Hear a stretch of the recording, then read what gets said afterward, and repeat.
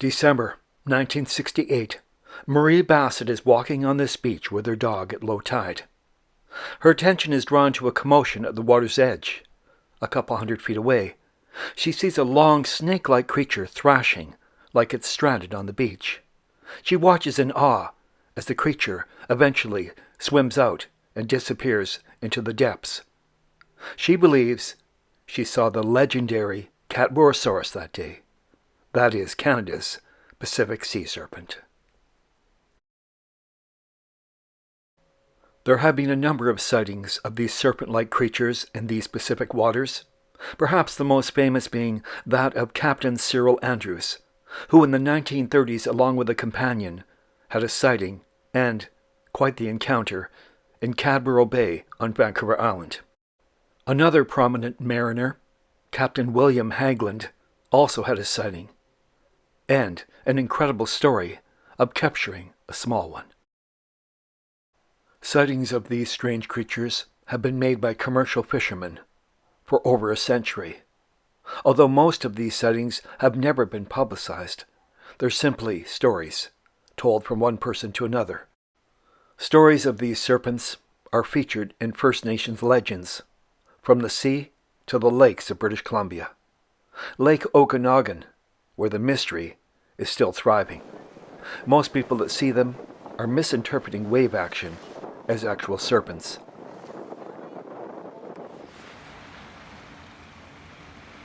To be absolutely clear, people see what they want to, and many of the alleged sightings of serpents bear little fruit. The investigation is weak and the research is minimal. However, Active Pass, remember that name, because that's where we're going.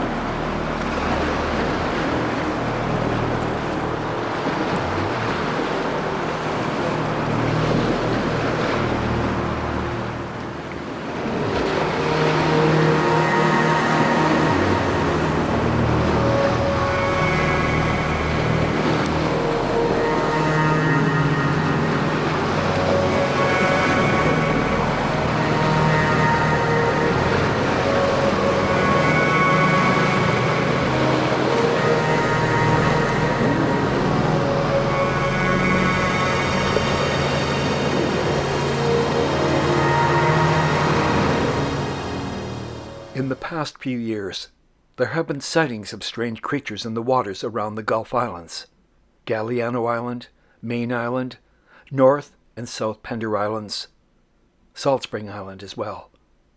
Some speculate this is a result of creatures deformed by the nuclear disaster at Fukushima in Japan.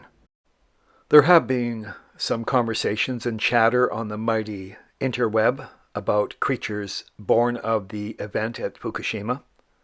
I'm sure there's some actions that have happened that are affecting creatures, but a Godzilla-type scenario is pretty far-fetched. Our waters are warming, so there will be species like great white sharks and other things we don't normally see in these waters. And maybe, just maybe, the return of the Cadborosaurus, or whatever we want to call it. Truly fantastic. With this type of story, we're not going to build on something that is already out there. It's all about logic and sensibility and truth over fiction, as we've said time and time again. We're not marine biologists, though we've met quite a few. And some are on the fence about this, and others believe there are species we have yet to discover. It is truly a fascinating world, the ocean. And for those people that are looking, searching, and studying the great seas of this planet, good on you. We're proud of you. Keep up the good work. Unless you're a mad scientist.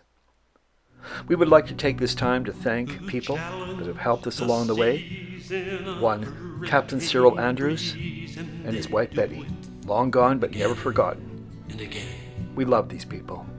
They were salt of the earth. And the late, great S.C. Heal, Sid, author, journalist, and Len McCann, historian and fantastic curator. We miss you guys. Thanks for watching. We hope you keep your bow to the wind, and until next time, aye aye, and goodbye.